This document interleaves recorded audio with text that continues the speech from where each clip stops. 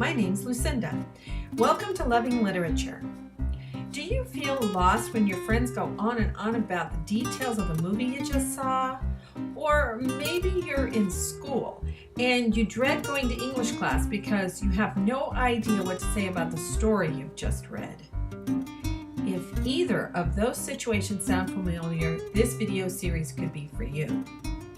In this series, I'll give reading tips for textbooks and stories, their structure, elements, and genres, so that you'll have something to add to the discussions. If you love literature, I hope you'll join us too, because sharing ideas about the stories we love can be fun. Hello, this is Lucinda, and this is episode 3 of Loving Literature. And today we're going to talk about one of the elements of story. And just briefly, the elements are plot, character, setting, language, and some people include theme and symbolism, but then there's also conflict. Actually, conflict is one of the things we're going to talk about today. So today's episode is about plot, and I have a plot outline that I'm going to show you. So let's go. Plot is the name of the structure for almost any story.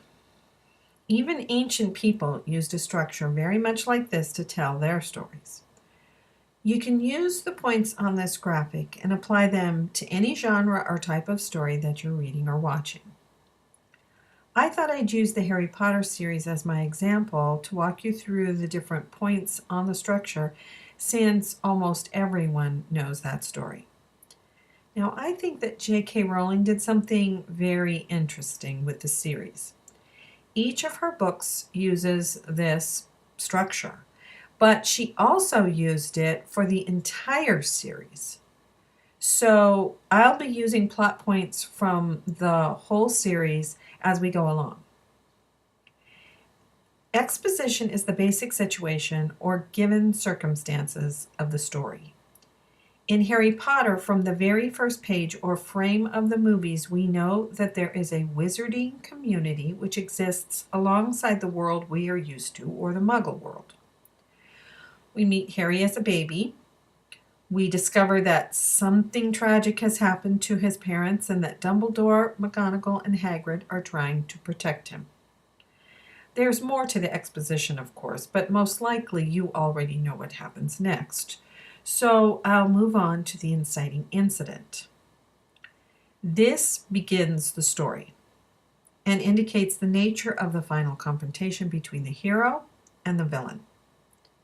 Some people might say that the inciting incident in Harry's story is when he receives his invitation to attend Hogwarts, because it changes his situation.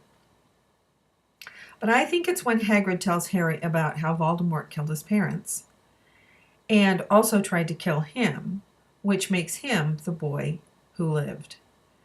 That story tells us that Harry is the hero, Voldemort is the villain, and that at the end of the story, Harry is most likely going to have to fight Voldemort to the death. The rising action is where Harry faces all of his trials and terrible situations throughout all of the books. Each one gets worse and more dangerous as the books and movies go along.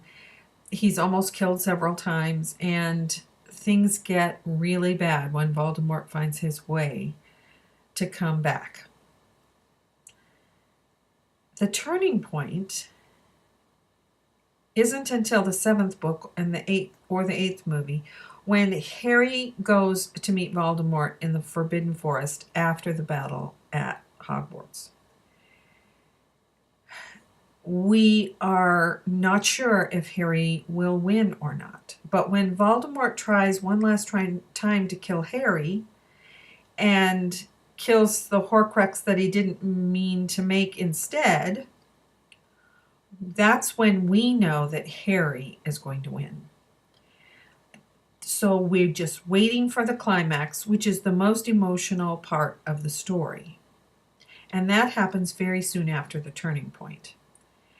It's an extremely satisfying ending because everything that Harry's gone through makes it, we breathe a sigh of relief because Harry has won.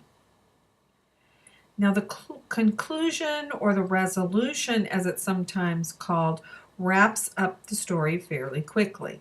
All the loose ends are tied up. And again, I think J.K. Rowling did something really interesting by moving us forward 19 years to see how happy Harry, Ginny, Hermione, and Ron are that they can send their children off to Hogwarts without the threat of someone like Voldemort. So that's the basic plot structure. I hope you'll play around with it and apply it to all kinds of stories and have fun talking about them with your friends. Thanks for watching this episode of Loving Literature. My name is Lucinda. I hope you enjoyed it. I'll see you next time.